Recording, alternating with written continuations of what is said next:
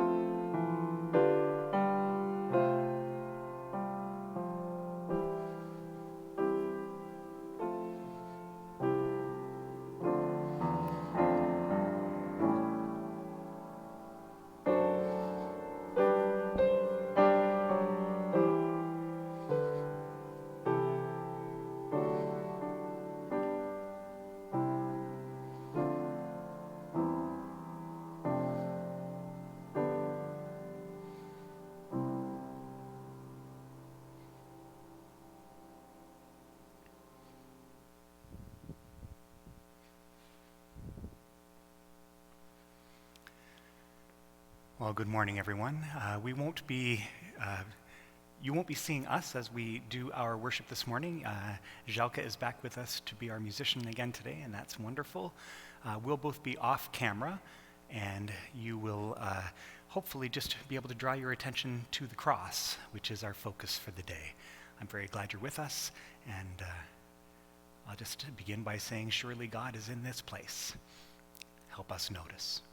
Amen.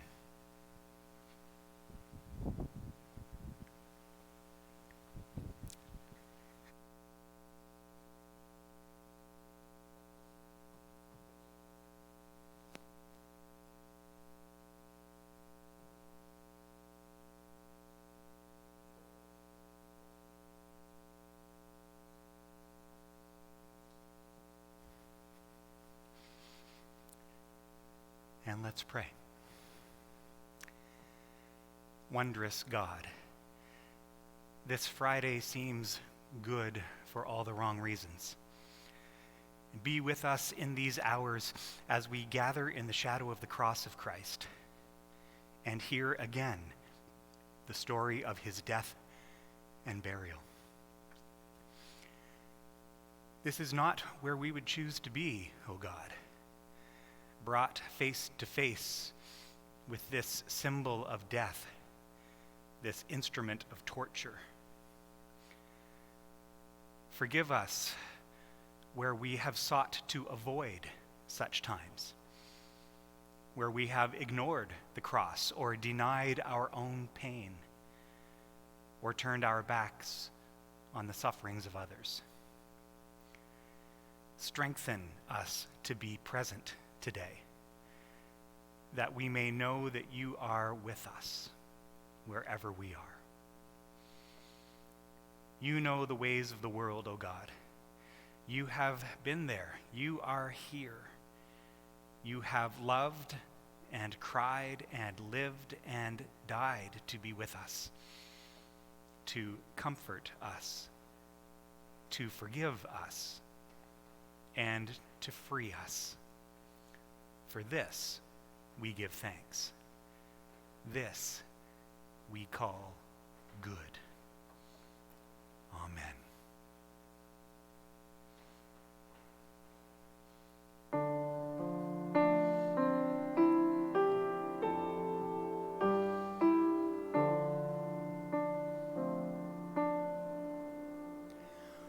What wondrous love is this, O my soul, O my soul. What wondrous love is this, O my soul. What wondrous love is this that caused the Lord of bliss to lay aside his crown for my soul, to lay his crown for my soul.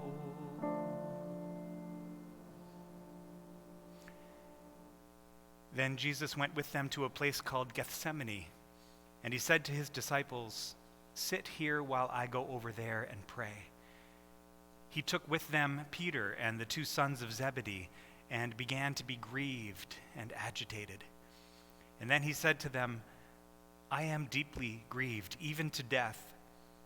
Remain here and stay awake with me." And going a little farther, he threw himself on the ground and prayed, "My Father, if it is possible, let this cup pass from me. Yet not what I want, but what you want." Then he came to the disciples and found them sleeping. And he said to Peter, "So, could you not stay awake with me 1 hour?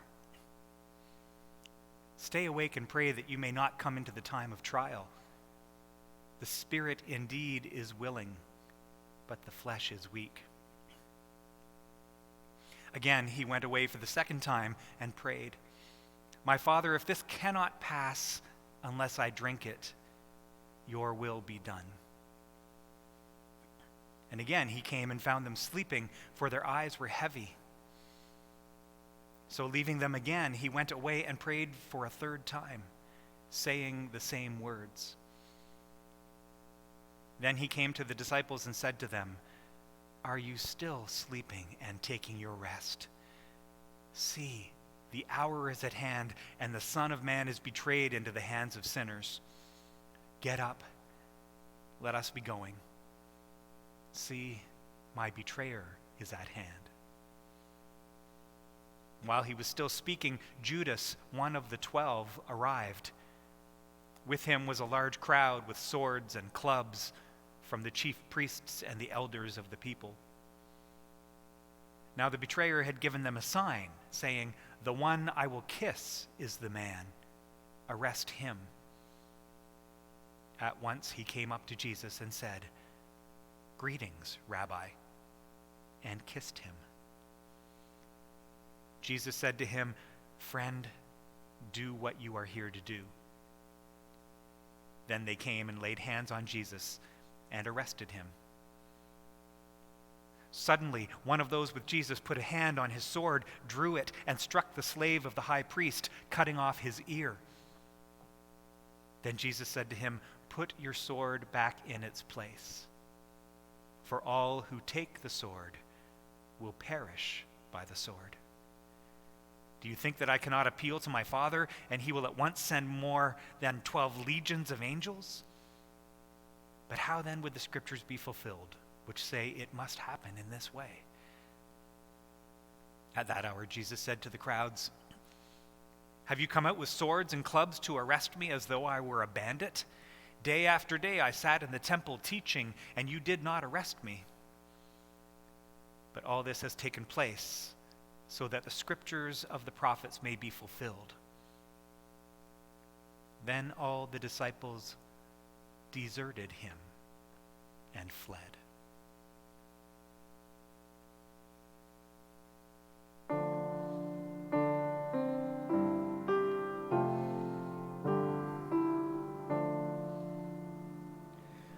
To God and to the One I will sing, I will sing. To God and to the One I will sing.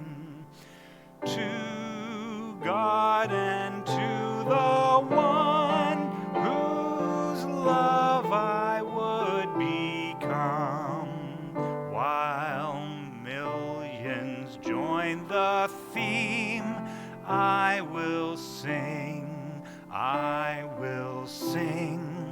While millions join the theme, I will sing.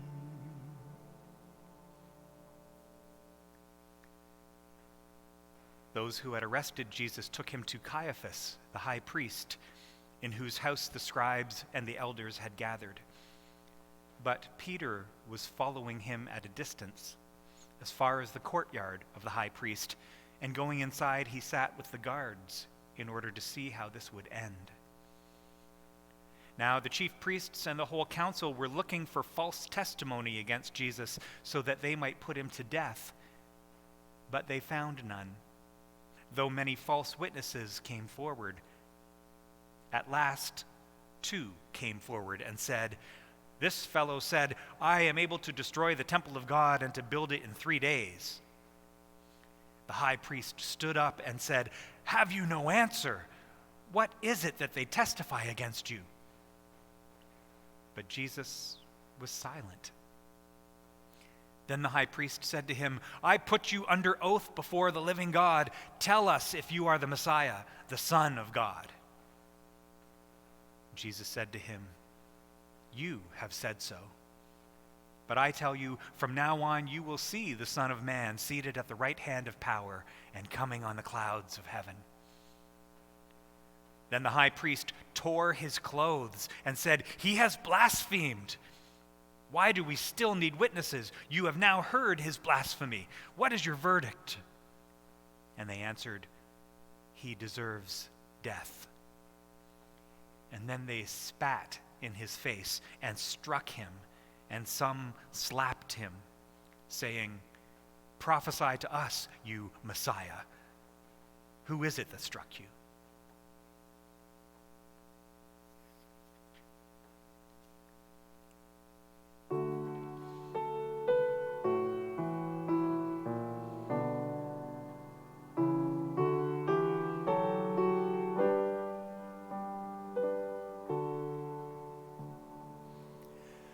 My song is love unknown, my Savior's love to me, love to the loveless, shown that they might lovely be.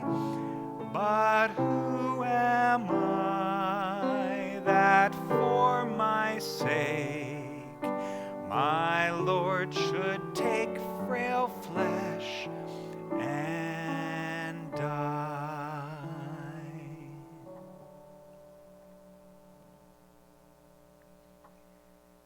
Now Peter was sitting outside in the courtyard. A servant girl came to him and said, "You also were with Jesus the Galilean." But Peter denied it before them all, saying, "I don't know what you're talking about." When he went out to the porch, another servant girl saw him, and she said to the bystanders, "This man was with Jesus of Nazareth." Again, he denied it with an oath, "I do not know the man." After a little while, the bystanders came up and said to Peter, "Certainly you are also one of them, for your accent betrays you." Then Peter began to curse, and he swore an oath, "I don't know the man." At that moment, the cock crowed. Then Peter remembered what Jesus had said. "Before the cock crows, you will deny me 3 times." And Peter went out and wept bitterly.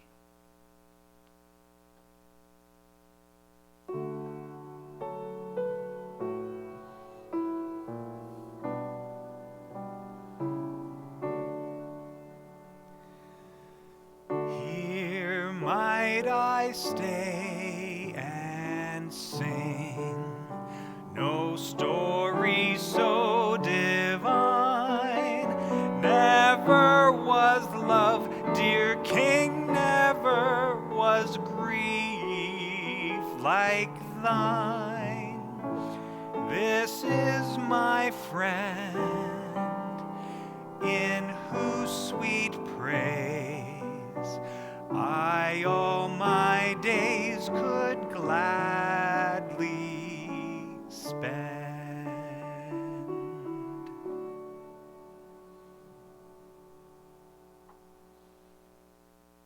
When morning came, all the chief priests and elders of the people conferred together against Jesus in order to bring about his death. They bound him, led him away, and handed him over to Pilate, the governor. When Judas, his betrayer, saw that Jesus was condemned, he repented and brought back the 30 pieces of silver to the chief priests and the elders. He said, "I have sinned by betraying innocent blood." But they said, "What is that to us? See to it yourself." Throwing down the pieces of silver in the temple, Judas departed, and he went and hanged himself. But the chief priests, taking the pieces of silver, said, "It is not lawful to put them into the treasury, since they are blood money." After conferring together, they used them to buy the potter's field as a place to bury foreigners. For this reason, that field has been called the Field of Blood to this day. Then was fulfilled what had been spoken through the prophet Jeremiah. And they took the 30 pieces of silver, the price of the one on whom a price had been set, on whom some of the people of Israel had set a price, and they gave them for the potter's field, as the Lord commanded me.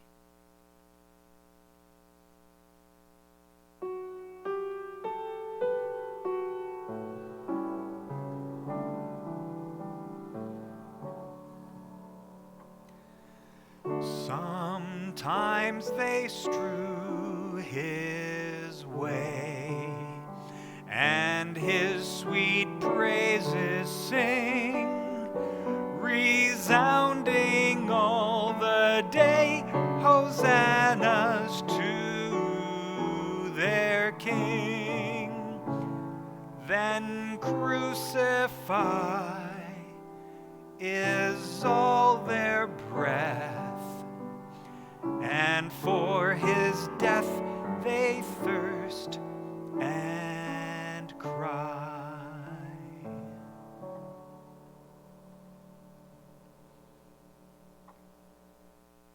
Now Jesus stood before the governor, and the governor asked him, "Are you the king of the Jews?" And Jesus said, "You say so." But when he was accused by the chief priests and elders, he did not answer. Then Pilate said to him, "Do you not hear how many accusations they make against you?"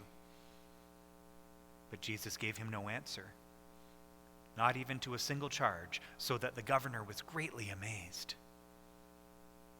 Now at the festival, the governor was accustomed to release a prisoner for the crowd, anyone whom they wanted.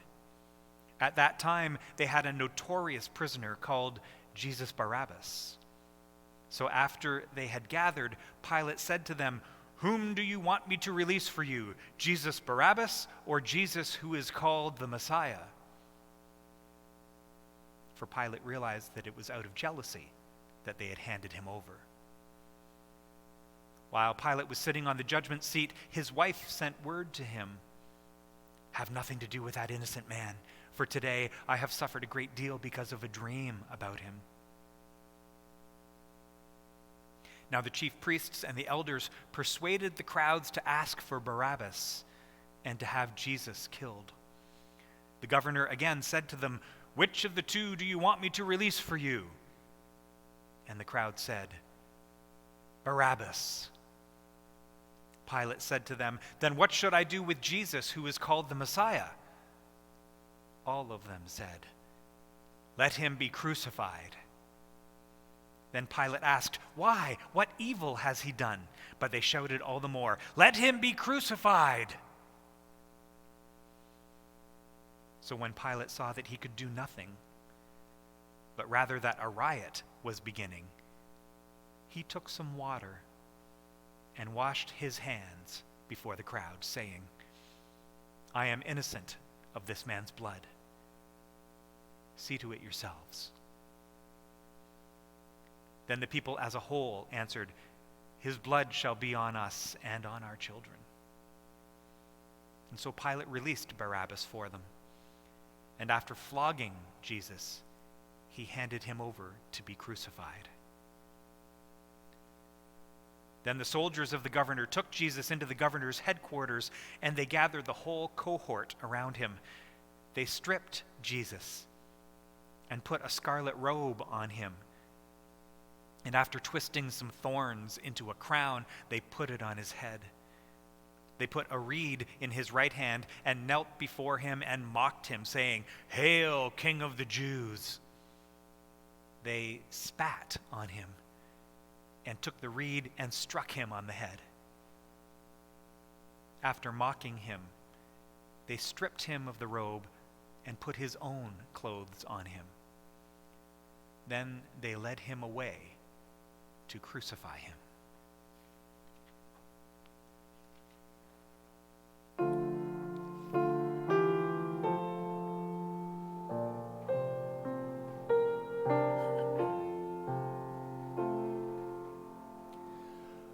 Oh, come and mourn with me a while. Oh, come now to the Savior's side. Oh, come together, let us mourn. Jesus, our love, is crucified.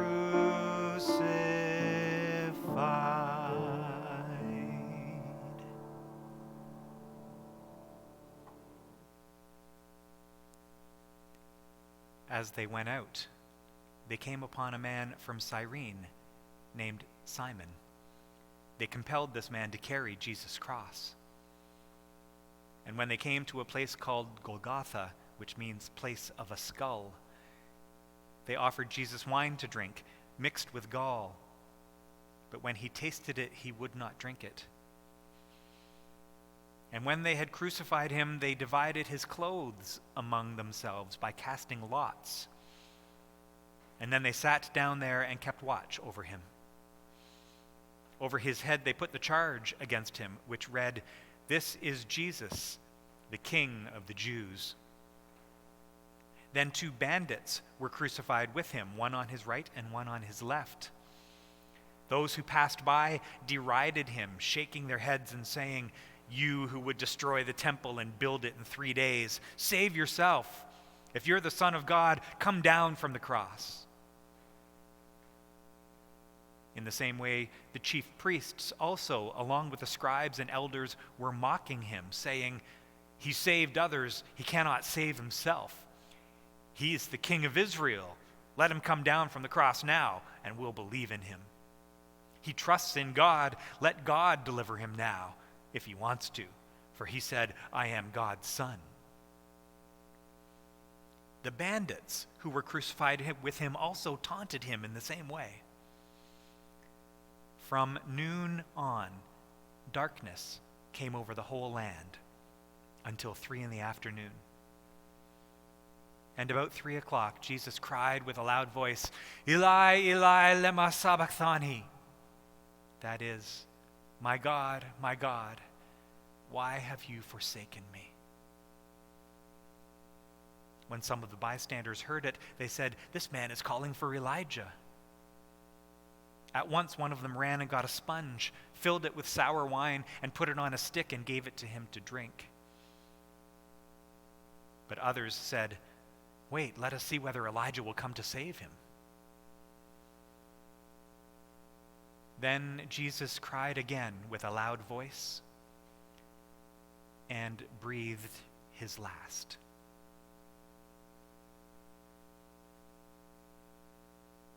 At that moment, the curtain of the temple was torn in two from top to bottom. The earth shook and the rocks were split. The tombs also were opened, and many bodies of the saints who had fallen asleep were raised. After his resurrection, they came out of the tombs and entered the holy city and appeared to many.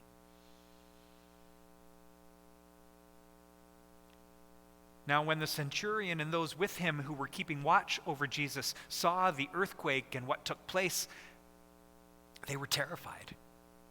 And they said, "Truly, this man was God's son." Many women were also there, looking on from a distance. They had followed Jesus from Galilee and had provided for him. Among them were Mary Magdalene, and Mary, the mother of James and Joseph, and the mother of the sons of Zebedee.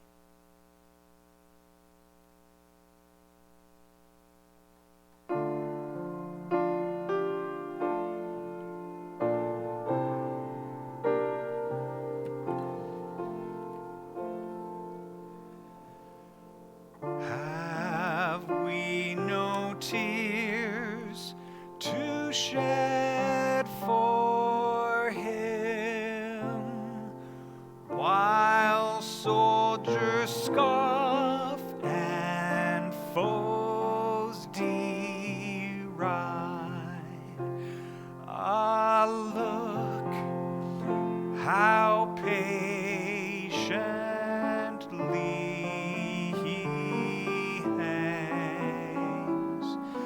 Jesus, our love is crucified.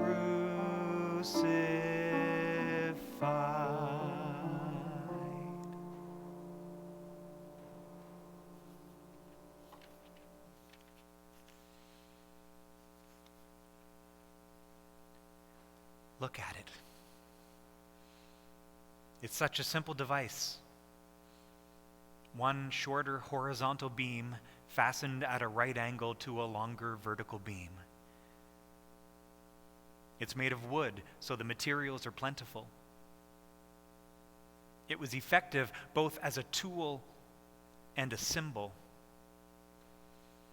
As a tool, it was used to execute people who had crossed the Roman occupiers. As a symbol, it stood menacingly along the roadside, reminding all of the awful power of the oppressor. It's a device of torture and suffering designed to kill agonizingly slowly.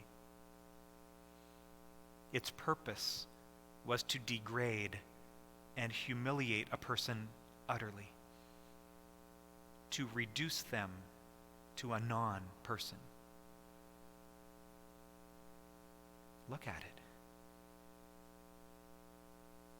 The cross we see is empty, clean, idealized. It's been transformed from a symbol of death to a symbol of new life. It has been glorified and mythologized and sanitized. Sanitized.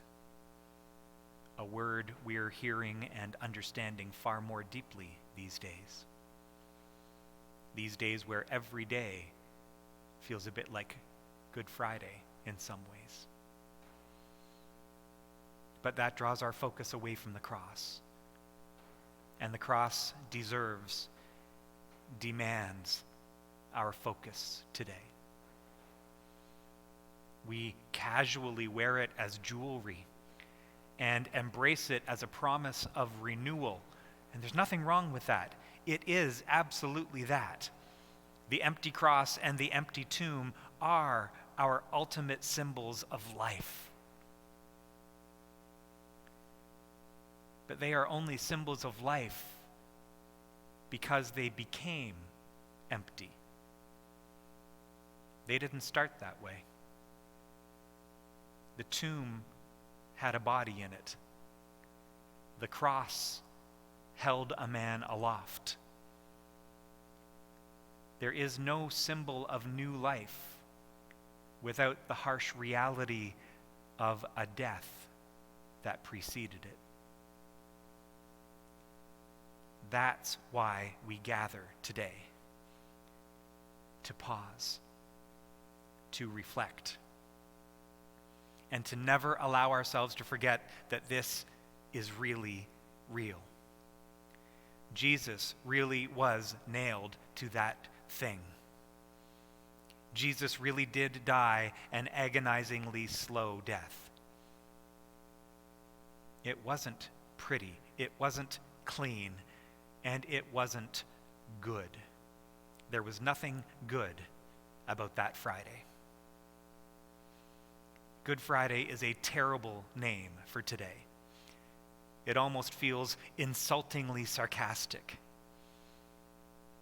The only way we can see it as good is to look back upon it in the full light of Sunday and know that something very good came from it.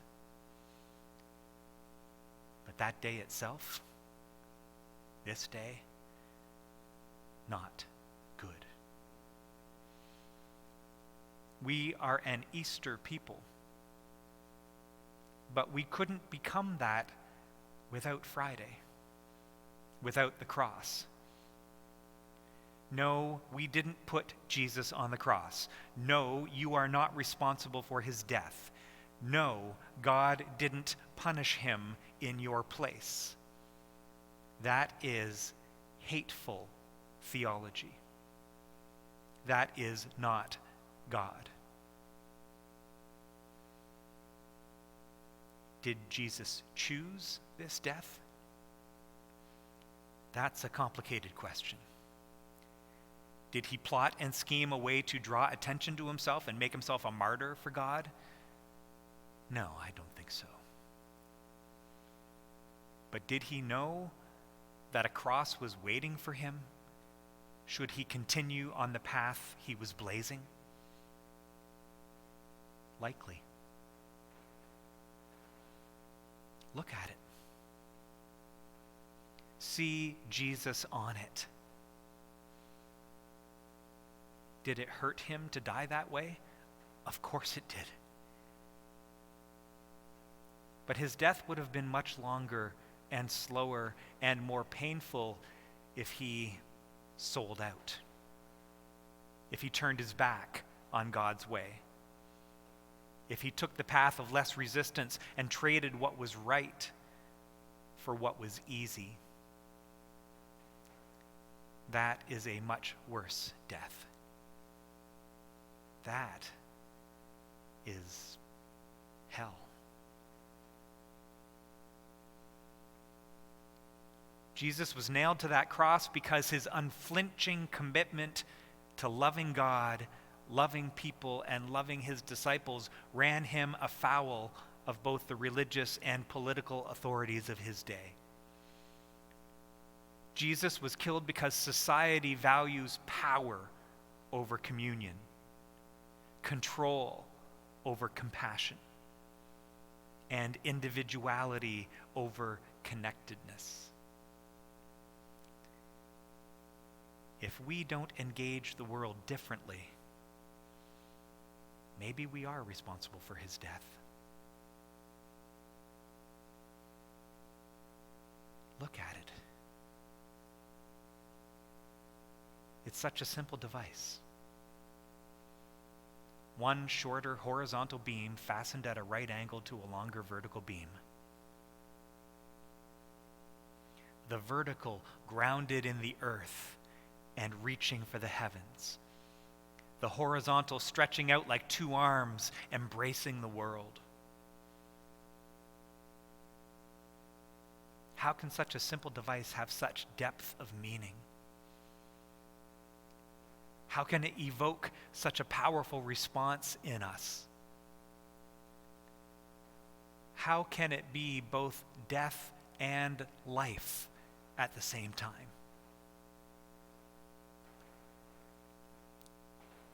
Perhaps it's those questions and the 1,000 other questions that race through our minds about God and God's way that are the real power of the cross. Perhaps the point is the deep breath and the pang in our gut when we contemplate it. Perhaps it's the stark reminder that new life must be preceded by some kind of dying. Perhaps it reminds us to trust God's light in the face of abject darkness.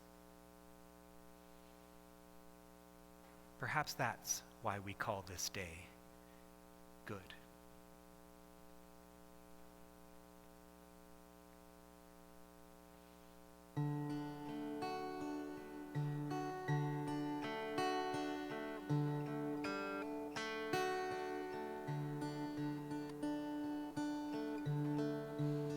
When I survey the wondrous cross on which the Prince of Glory died, my richest gain I count but loss, pour contempt on all my pride.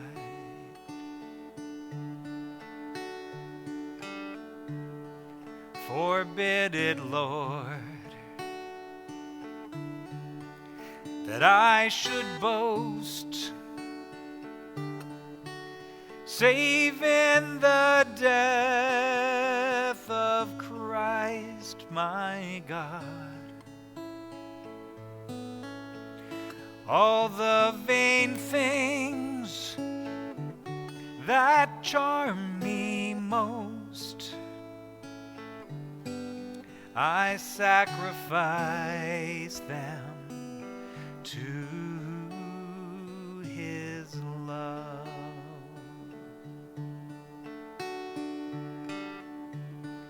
See see from his head, his hands and feet, sorrow and love flow mingled down. Did e'er such love and sorrow meet,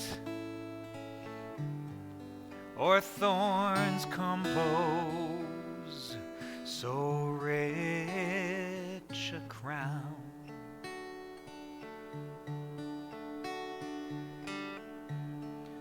Were the whole realm of nature mine, that were a present far too small. Love so amazing, so divine, demands my soul, my life, my all. Demands my soul, my life,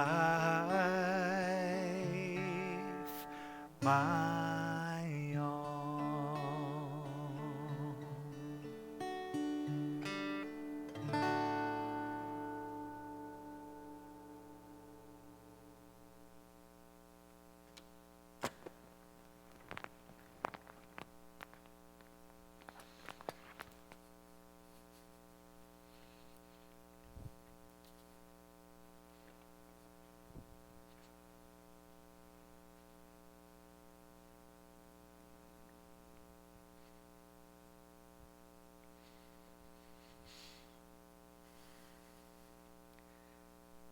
When it was evening, there came a rich man from Arimathea named Joseph, who was also a disciple of Jesus. He went to Pilate and asked for the body of Jesus. Then Pilate ordered it to be given to him. So Joseph took the body and wrapped it in a clean linen cloth and laid it in his own new tomb, which he had hewn in the rock. He then rolled a great stone to the door of the tomb and went away. Mary Magdalene and the other Mary were there, sitting opposite the tomb. The next day, that is, the day after the preparation, the day of preparation, the chief priests and the Pharisees gathered before Pilate and said, "Sir, we remember what that impostor said while he was still alive. After 3 days I will rise again. Therefore, command the tomb to be made secure until the 3rd day. Otherwise, his disciples may go and steal him away and tell the people he has been raised from the dead." And the last deception could be worse than the first. Pilate said to them, "You have a guard of soldiers. Go, make it as secure as you can." So they went with the guard and made the tomb secure by sealing the stone.